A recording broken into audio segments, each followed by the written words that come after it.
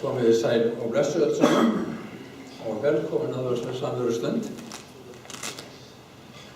Tala Guð, og það einmitt það sem Guð hefur gert. Hann hefur talað til okkar, talað til þeirra sem hófu þetta kristniboðsstarf og hann talar enn í dag. Og það einmitt það sem kristniboðssagan vitnar Guð að tala. Og þá okkar að hlusta.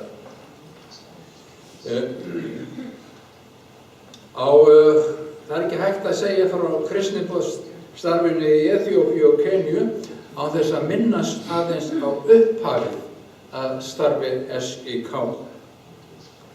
Því þar var einmitt lagður grundvöllur að blómlegu starfi kristniboðs Íslendinga.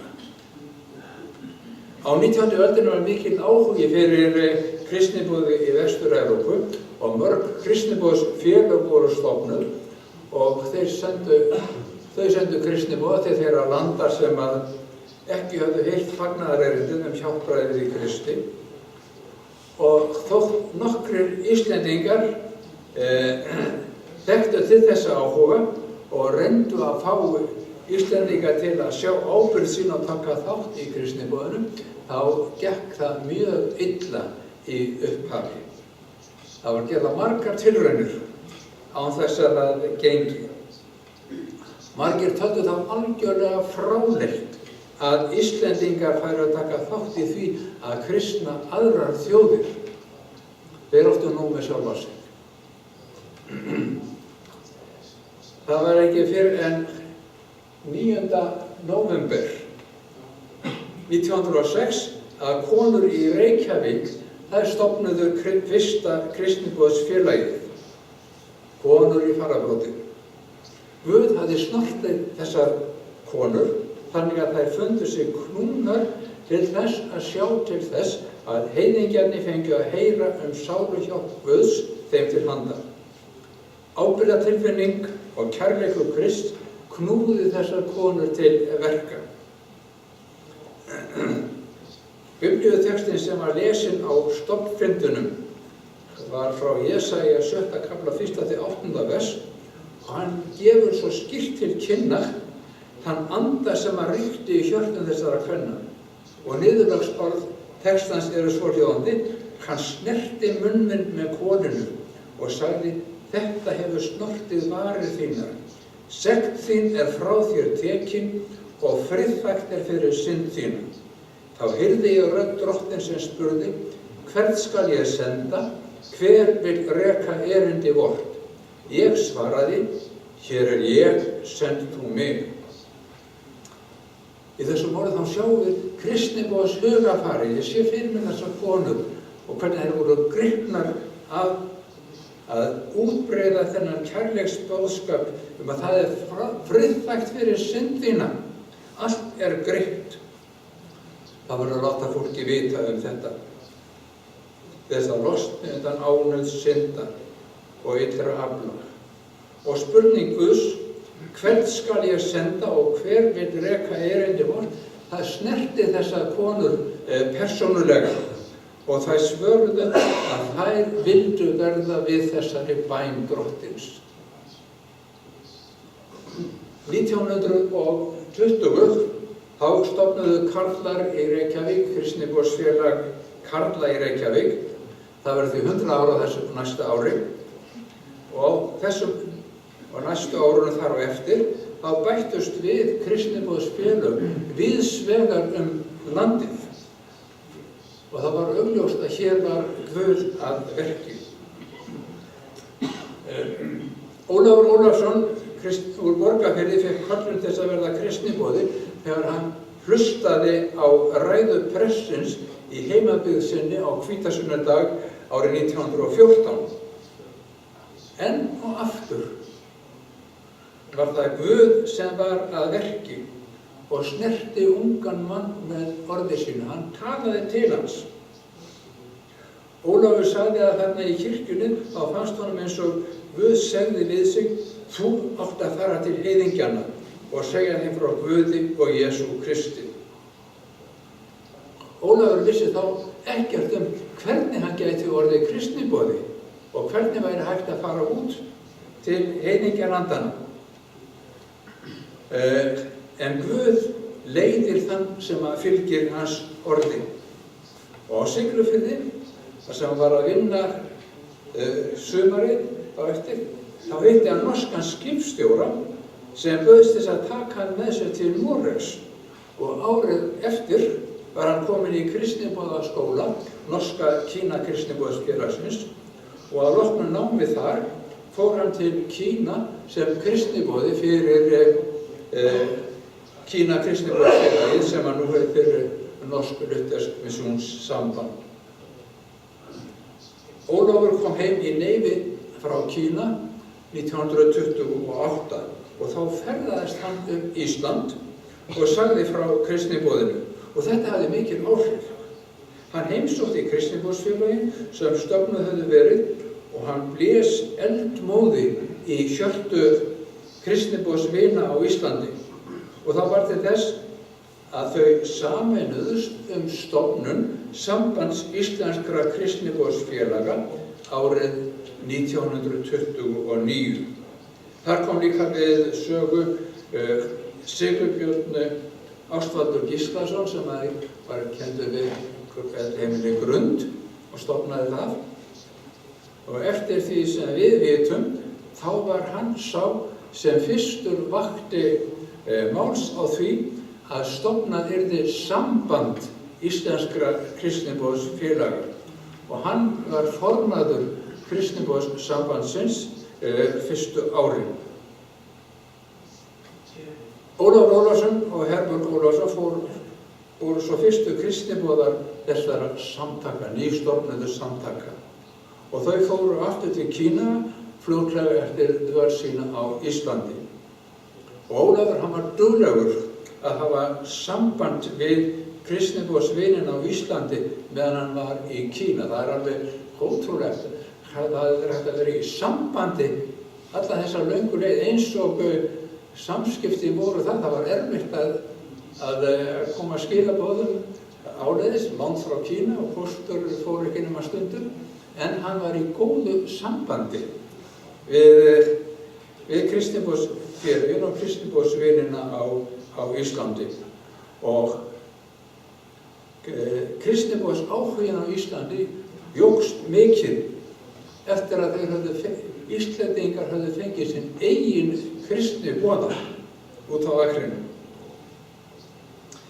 Í lögum kristniboðssambandsins sem samþykkt voru á stofnfundunum segir í upphafsgreininni: tilgangur sambandsins er að reka kristniboð meðal heiðingja og efla Guðs ríki og kristniboðsáhuga heima fyrir. Og miðja síðustu öld voru Gunnar Sigurjónsson og Bjarni Eyjólfsson í forystu fyrir því að efla Guðs ríki og kristniboðsáhuga hér heima. En auk þeirra þá voru margir sem komu við sögu. Og á 4. og 5. áratug 20. aldarinnar þá fjölgaði kristniboðsvinum verulega. Haldin voru veglegir fjölmenn kristniboðsmót á hverjum ári. Og kristniboðsvinir sem ég kynntist á mínum unglingsárum, þau töluðu með mikilli hrifningu mótin á Akranesi, í Hraungerði á Selfossi, á Brautarhóli í Svarfaðardal og í Vatnaskógi. Og þessi mót, þau þjöppuðu kristniboðsvinum saman og voru þeim hvatning til dáða að halda áfram að gera meira.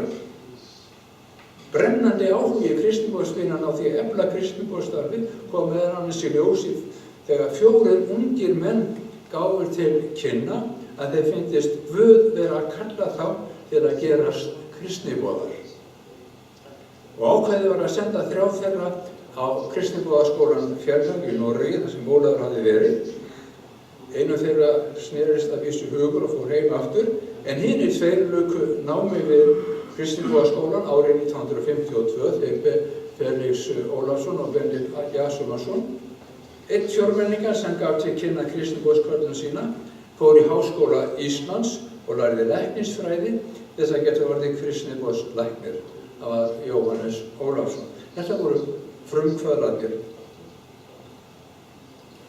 Í upphafi var hugsun kristniboðsvina að senda þessa ungu menn til Kína. Eða meðan þeir voru enn við nám, þá lokaðist Kína fyrir kristniboð. Og norska lútherska kristniboðssambandið, sem við vorum í samstarfi við í Kína, ákvað þegar Kína lokaðist að senda kristniboða meðal annars til Eþíópíu.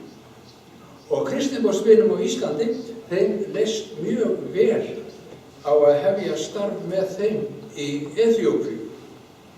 Bjarni Eyjólfsson, sem þá var formaður kristniboðssambandsins, hann skrifaði í kristniboðsvinum þar sem hann sagði: íslenskir kristniboðsvinir standa gagnvart alvarlegri ákvörðun, en þeir hafa ef til vill nokkru sinni gert. Þeir eiga að taka ákvörðun framtíðarstarf þeirra kristniboða sem eru að öllu leyti á þeirra vegum settir til mennta. Með það fyrir augum að verða kristniboðar íslensk kristniboðs. Og jafnframt kemur spurningin það hvort nú eigi að fá eigin íslenska kristniboðsstöð úti í heiðingjaheiminum. Hvar á það að vera? Sú ákvörðun sem tekin verður bindandi fyrir ófyrirsjáanlega framtíð, skrifar Bjarni til kristniboðsvina. Norska kristniboðssambandið hóf kristniboð í Eþíópíu árið 1948. Þá fóru 12 norskir kristniboðar til landsins. Þeir hófu starf á 4 stöðum í suður Eþíópíu í byrjun. Framkvæmdastjóri norska kristniboðssambandsins fór í heimsókn til Eþíópíu rétt eftir að kristniboðar þeirra höfðu valið sér starfssvæði og hann var beðinn þá að athuga með starfssvæði fyrir okkur Íslendinga. Og þegar hann kom heim úr þessari ferð, lagði hann til að Íslendinga byggðu kristniboðsstöð á meðal konsól þjóðflokksins í suður Eþíópíu. En konsólmenn eru nágranna þjóðflokkur Gídóli-manna. Norsku kristniboðarnir höfðu byrjað starfi í Gídóli árið 1950 og til að komast til Gídóli þurftu þeir að fara landsvæði konsómanna og það var þeim kallað, þarna verður að byrja starf líka. Það sem þeir sáu þegar þeir fóru land konsómanna, það var duglegt fólk sem að þarnaðist virkilega þess að það yrði byrjað með kristniboðsstarf á meðal þeirra.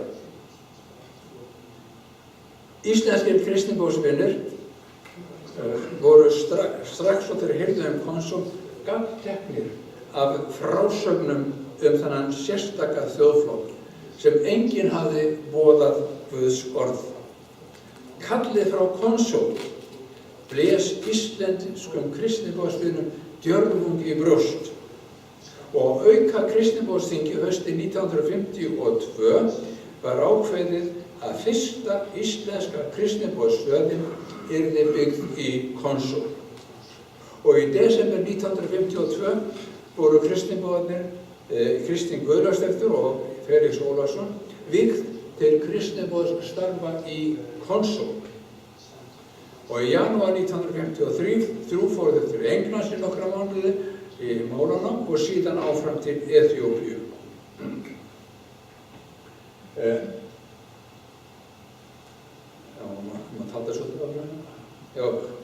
Ástæðan fyrir því að ég hef tekið þetta langan tíma í að greina frá upphafinu sú að grundvöllur góðs kristniboðsstarfs að bakland kristniboðsins sé gott. Okkur hættir til að leggja ofuráherslu á kristniboðana. En þessi upphaf kristniboðs, það sýnir okkur að það bakhjarlinn, hann skiptir öllu máli.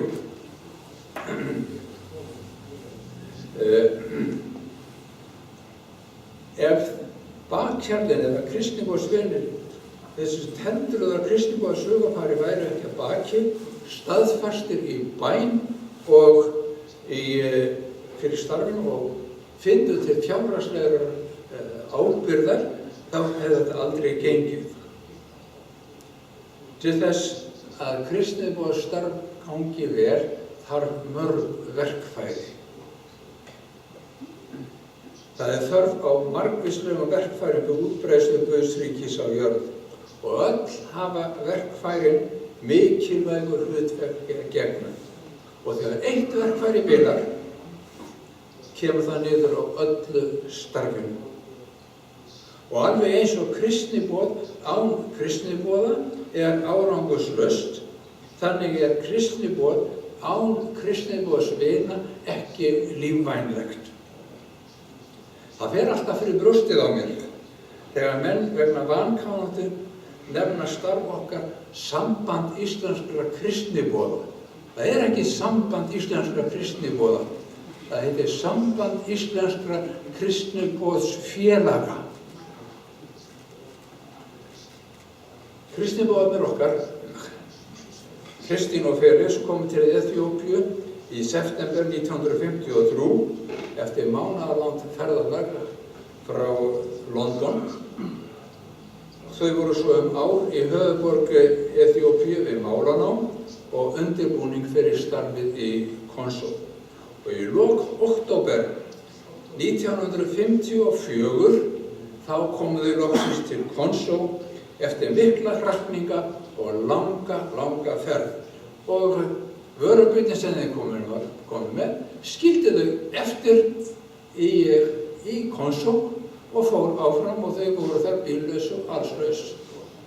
Og átti að byrja kristniboðsstarf. Þau tóku á leigu húshjall í Bakále sem var stjórnsýslubær Konsó héraðs og strax á fyrsta degi þeirra í Konsó þá streymdi til þeirra fólk til þess að fá lyf og læknisráð. Það skiptir miklu máli að öðlast traust fólksins þar sem stunda á kristniboð. Þess vegna reyndu þau að hjálpa eins og þau best gátu þótt hvorugt þeirra hefði nokkra hjúkrunarmenntun. Og einnig byrjuðu þau fljótlega með samkomur á sunnudögum í herbergi sem þau höfðu tekið á leigu hjá kaupmanninum í Bakále bænum. Þar byrjuðu líka með skóla fyrir Amhara-drengi á virkum dögum, en Amhari var ríkjandi þjóðflokkur í landinu á þeim tíma.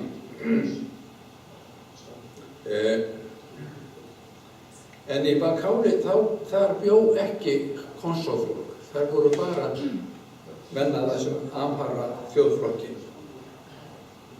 En það var stjórnsýsla í þeirra höndum. Konsófólkið eru mjög stoltur þjóðflokkur og þeir voru ekki viðbúnir að fara að heimsækja kristniboða í Amhara-bænum eða senda börnin sín í skóla í Amhara-bæinn. Það kom ekki til greina. Felix var því að fara í þorpin þar sem að konsómenn bjuggu til þess að ná til þeirra. Og eftir að hann fékk eþíópískan samstarfsmann þá tók hann að heimsækja konsómenn í þeirra þorpum. Og þar með hófst kristniboðið í Konsó. Og það var ljóst ef ætti að ná til konsómanna með fagnaðarerindið var nauðsynlegt að kristniboðið fengi lóð fyrir kristniboðsstöð í nágrenni við þorp konsómanna. Einnig sjáum við hér hönd Guðs að verki því í byrjun árs 1955 fékkst lóð á hentugum stað og strax var hafist handa við að byggja íbúðarhús á lóðinni. Starf fyrstu kristniboðan í Konsó var mjög erfitt og það krafðist mikillar þolinmæði og þrautseigju. En það var ekki árangurslaust. Guð var með í verki frá upphafi. Í fyrstu kom aðeins mjög fámennur hópur og hlustaði, en smám saman fjölgaði þeim sem komu á samverustundirnar Guðs orð og þeir sem hlustuðu, þeir fóru að segja öðrum frá því sem þeir heyrðu og fleiri urðu forvitnir og komu til að hlusta á frásagnirnar Jesú þar sem flutt var orðið undir tré á þessari nýju kristniboðsstöð sem hafði reist í Konsó. Og eftir eins árs starf í Konsó skrifuðu kristniboðsvinur bréf og sögðu: það þrátt fyrir erfiðleika og baráttu best að vera í Konsó. Þar eigum við heima. Þar eru verkefnin hvert sem litið Og rétt áður en að Kristín og Felix luku sínu starfstímabili í janúar 1958, þá skildi Felix fyrstu Konsóbúana. Það var sem sagt árið 1958 að fyrsti Konsósöfnuðurinn var stofnaður. Síðan hafa margir kristniboðar starfað í Konsó. Og Konsópredikarar og prestar bættust í hóp þeirra sem boðuðu Guðs orð í Konsóþorpunum. Og það var þegar að þeir bættust í hóp boðenda að vöxtur starfsins fór að vaxa verulega. Fagnaðarerindið það hljómaði brátt í öllum Konsóþorpum og nýir söfnuðir voru stofnaðir. Vitnisburður að Jesús væri sterkari en Satan var afar umræðu efnið þar sem að Konsómenn komu saman. Hann hefur sigrað allt hið illa og þeir eru losnað undan valdi Satans sem þeir tilbáðu og hina illu anda. Kristniboðs hugafarið það var ríkjandi á meðal hinna kristnu í Konsó frá upphafi. Allir urðu að fá tækifæri til að heyra sigur boðskap Jesú. Og kristna fólkið í Konsó, það sá líka að þeim bar að flytja nágranna þjóðflokkum sínu fagnaðarerindið.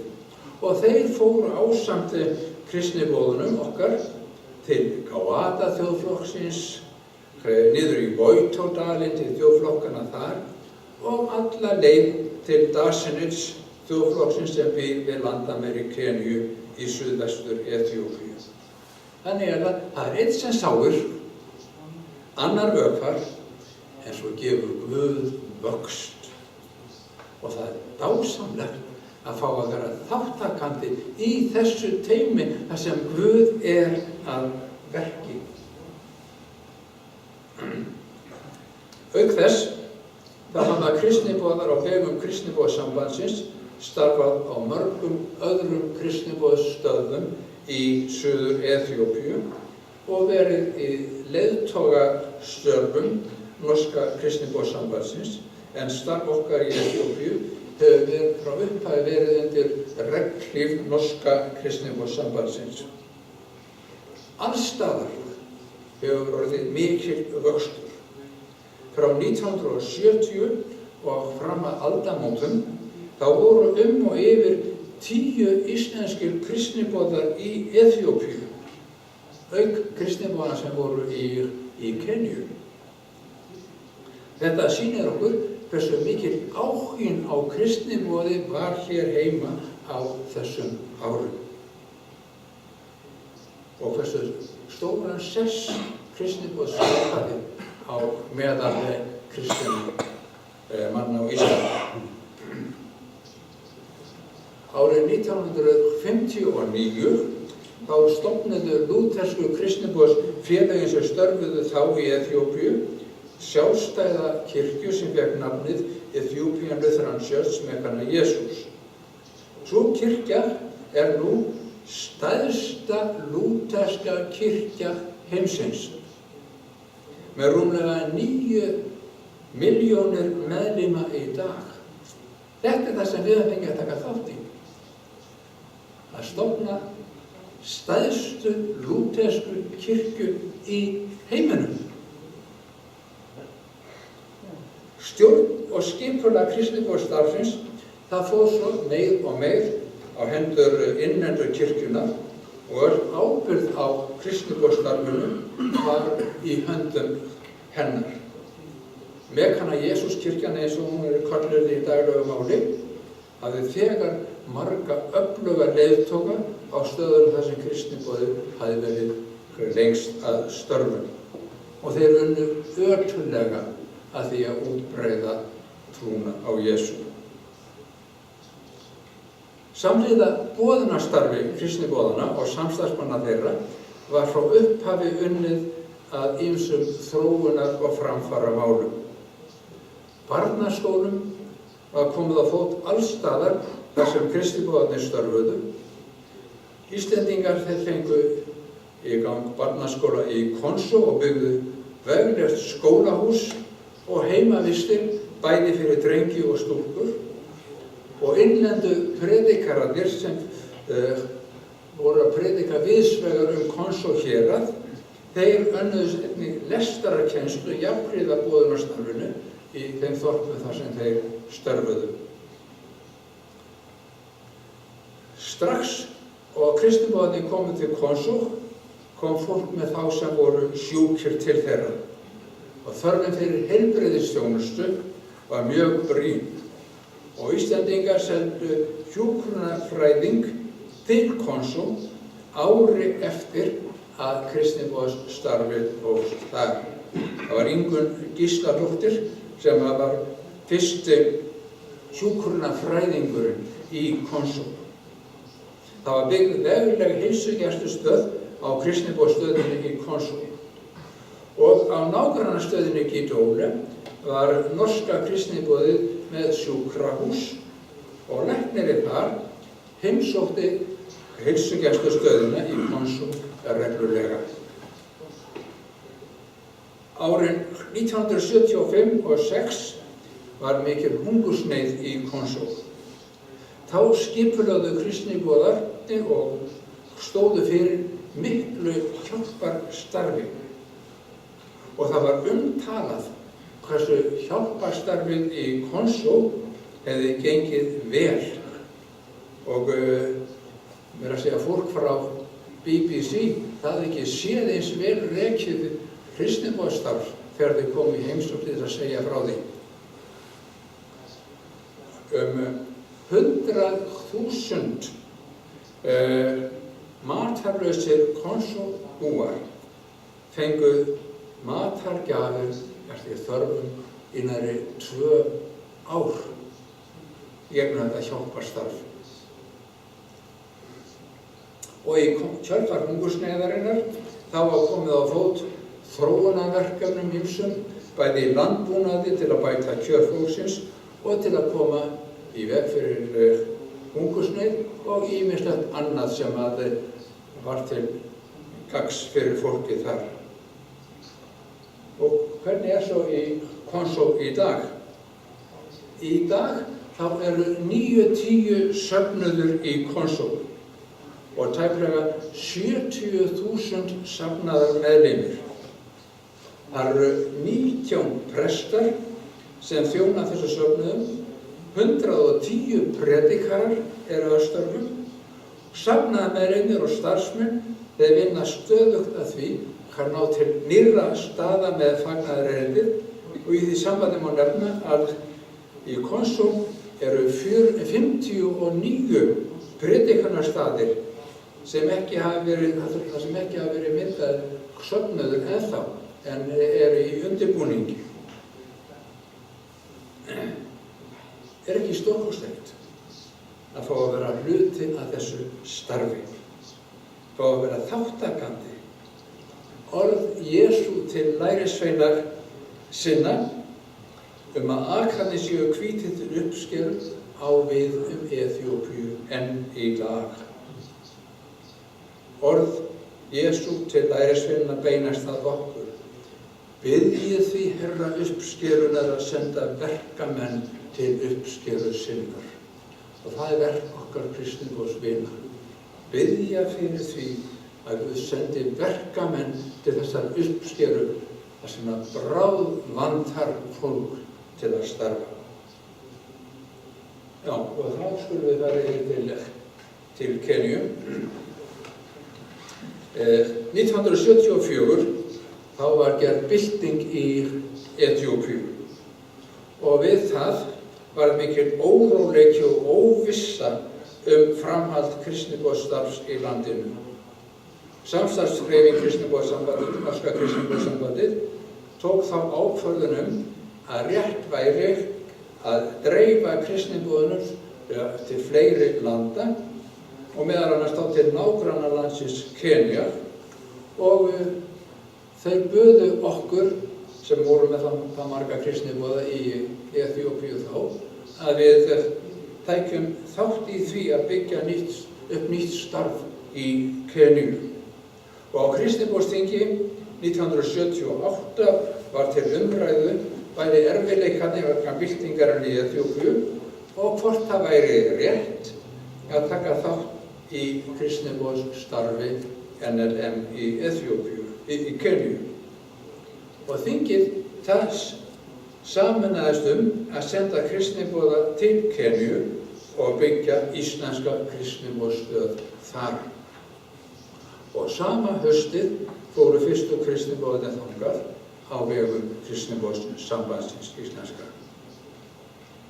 Og í samráði við lúthersku kirkjuna í Keníu var ákveðið að hefja kristniboðsstarf meðal Pokot þjóðflokksins sem býr í norðvestur Keníu. Sá þjóðflokkur var talinn mjög frumstæður og mjög hættulegt að fara að starfa á meðal þeirra. Flestir Pokotbúar voru hirðingjar og flökkuðu hálfnaktir með hjarðir sínar. Allir nágranna þjóðflokkarnir óttuðust þá. Þeir fóru vopnaðir spjótum og með boga og örmum og yfirvöld þau treystu sér ekki til þess að hafa stjórnað þessu svæði og þeir bönnuðu fólki að fara inn á yfirráðasvæði Pokotmanna. Öll skynsemisrök mæltu því gegn því að Pokot væri álitlegur staður til þess að hefja kristniboðsstarf. En áætlun Guðs ekki háð okkar skynsemi. Hann æðri allri okkar skynsemi. Og hann veitti okkur fyrstu kristniboðunum djörfung til þess að hefja starf á meðal þessa hrjáða fólks sem að flestir óttuðust. Fyrsta verkefnið var að finna stað fyrir kristniboðsstöð. Í fyrstu það voru yfirvöld og fólkið ekki tilbúið að taka á móti okkur. En skyndilega þá breyttist afstaða fólksins og það fór að bjóða okkur að koma og byggja kristniboðsstöð og gaf okkur góða lóð í nágrenni Tjeparería bæjarins þar sem stjórnstöð héraðsins var. Og þessi staðurinn hentaði vel í alla staði. Enn og aftur sjáum við að hér var Guð að verki. Hann hafði farið á undan og hann hafði undirbúið. Ætlun okkar var að byrja á því að byggja íbúðarhús á lóðinni áður en við byrjuðum kristniboðsstarfið. Við gerðum eins og sannir kristniboðar, við byrjuðum daginn með því að lesa úr Guðs orði með þeim sem voru að hjálpa okkur við byggingarframkvæmdirnar. Og það leið ekki á löngu þangað til fólk í nágrenninu fóru að koma á þessar morgunstundir. Frásagnir Biblíunnar snertu hjörtu þeirra sem hlustuðu og fólki vildi fá að heyra meira og meira. En sjáum við að hér var Guð að verki. Byggingaframkvæmdirnar, það gengu hægt. Því það fór svo mikil tími í fræðslu á boðun Guðs orðs að það gekk ekkert með að byggja íbúðarhúsið. Og það var hálfklárað í langan tíma. Við bjuggum innan smíða áhöld og hefilsbæni og alls konar rusl í fyrstu í fyrstu, það gekk ekki neitt að byggja. Því það fór svo mikið tími að boða Guðs orð. Við byrjuðum með samkomur á sunnudögum og sunnudagaskóla fyrir börnin.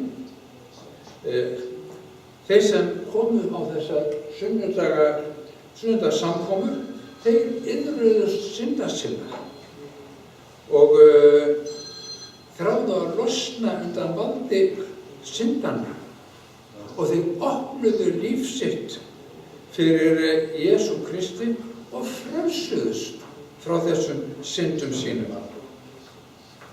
Og þeir eru sem nýir menn. Líf þeirra breyttist, gleði og fögnuður var ríkjandi og allir tóku eftir þessu. Og nú þrýsti þetta fólk á að við færum á fleiri staði í Pókott með boðskapinn og við leyfðum öðrum að heyra Guð sem að elskar alla menn og þráir eiga samfélag við þá. Og þeir sem eignast höfðu trúna á Jesú, þeir vildu vera með í þessum boðunarferðum og þeir vitnuðu og sungu nýja lífið sem þeir höfðu eignast þegar Jesús fékk rúm í hjörtum þeirra. Það var vakning í Pókott og þessi vakning hefur haldið áfram óslitið frá þeim degi í 40 ár. Þeir sem komist hafa til lifandi trúar á Jesú þrá ekki aðeins að aðrir fá að heyra hann, þeir vilja líka hjálpa fólki til þess að bæta lífskjör sín. Þeir vilja öllum líði vel. Og þegar við byrjuðum að starfa í Pókott, þá voru það örfáir sem kunnu að lesa og skrifa. Fólki bað því að við kæmum á fót skólum. Og þegar yfirvöld lögðu líka hart að okkur að hjálpa til við að stofna skóla í Pókott, þá byrjuðum við skólastarf í smáum stíl. Við höfðum þá enga peninga til þessa starfs. En þeir sem tekið höfðu trú á Jesú, þeir hjálpuðu okkur til við að byggja bráðabirgðaskólastofur úr leir. Og þegar skólarnir voru komnir af stað, þá sá fólki að þetta var lífvænlegt og yfirvöld sendu kennara og launaði þá. Þarna var enn Guð að verka. Þetta starf, það var mjög mikilvægt til þess að framfarir gætu orðið í Pókott. Skólanum fjölgaði fljótt og við fengum stuðning til að byggja skólastofur, bæði frá norska og íslenska kristniboðinu, auk þess studdi bæði Þróunarsjóður norska og íslenska ríkisins og önnur hjálparsamtök starfið með fjárframlögum og byggingum á varanlegum skólahúsum. Fljótlega var svo farið að vinna ýmiss konar þróunarverkefni samhliða boðunarstarfinu. Það má nefna landbúnaðarverkefni, heilsuverndarverkefni, stuðning við konur til að bæta kjör sín við ýmiss konar ræktun og sölu á alls konar varningi og margt fleira. Og nokkur orð stöðuna í Norðvesturbiskupdæminu í dag. Þar eru nú 256 söfnuður. Það verður stofnað á þessu 40 árum. Það eru 40 sóknir. Það eru 14.000 fullorðnir safnaðarmeðlimir. Þeir telja ekki börnin í kirkjunni. Það er svolítið vandamáli með skipulagið og það er náttúrulega marga fleiri sem komið í kirkjuna og hafa ekki verið skildir því það hefur ekki tekið að fræða allra eins og skildi. Það eru 29 prestar starfandi, 92 predikarar, 22 djáknar. Ragnar er úti akkurat núna, svo ég á myndi í dag, að kenna þessum djáknum og endurnýja þá í trúnni. Þar eru 2 heilsugæslustöðvar eitt sjúkraskýli, það eitt barnaheimili, það rúmlega 120 barnaskólar sem við höfum komið á stað. Það 27 framhaldsskólar og meira en helmingur þeirra eru heimavistaskólar. Það einn iðnskóli og það einn kennaraskóli. Guðs samverkamenn eru við, segir í fyrra Korinthubréfi. Kristniboðsstarfið í Eþíópíu og Keníu algjört kraftaverk. Og það augljóst að hér hefur Guð verið að verki, hann hefur skipulagt allt, hann hefur undirbúið allt. Við höfum séð fyrirheit hans rætast, sjá, ég með yður alla daga allt til enda veraldar.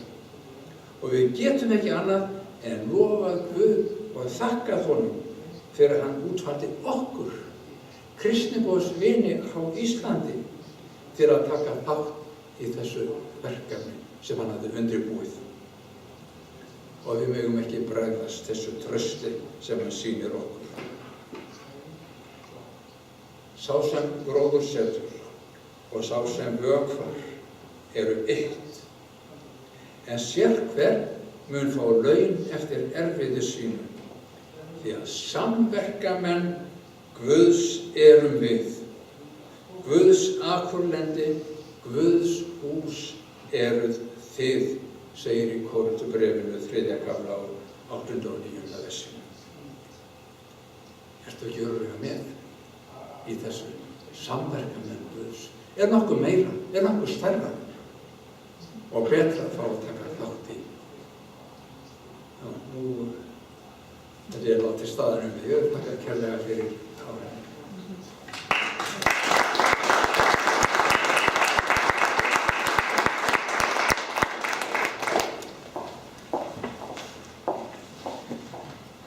Kærar þakkir fyrir þetta, Skúli. Mér finnst ykkur ekki magnað að hlusta á þessa sögu og þetta nú bara, jafnvel bara brot af þessari stóru sögu og það eins og Skúli sagði, það augljóst að Guð með.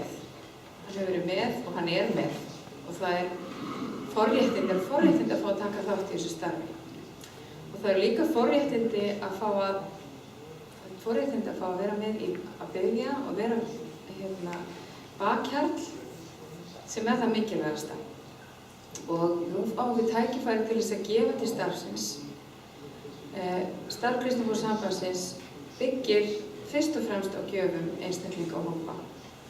Og ætla ég að biðja þá sem að sjá samskotina að fara með körfurnar og pósana á meðan ég fer yfir nokkrar auglýsingar. Já, ég ætla nú bara að fara svona aðeins, já, ég ætla nú að við erum búin að heyra svona söguna.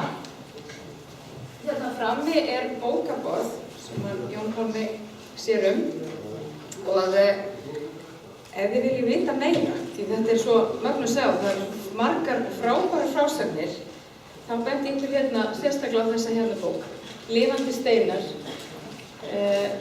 Hún var gefin út á 60 ára afmæli Kristniboðssambandsins og þetta mjög, ég myndi búin að vera svolítið að glugga í hann undanfarið. Ég búin að vera að setja svona smá fróðleiksmúla á Facebook og svona söguna og þetta svo frábært að lesa þetta. Hún mjög nákvæm og mikið af upplýsingum sögu starfsins í upphafi og þessi fyrstu 60 ár. Ég hvet ykkur til þess að þið eigið þessa bók að fjárfesta í henni.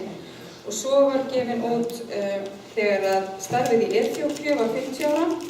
Það var gefin út þessi hérna bók sem heitir Lifandi vatn og hún líka mjög skemmtileg. Það mikið af myndum í henni, hún byggir fyrst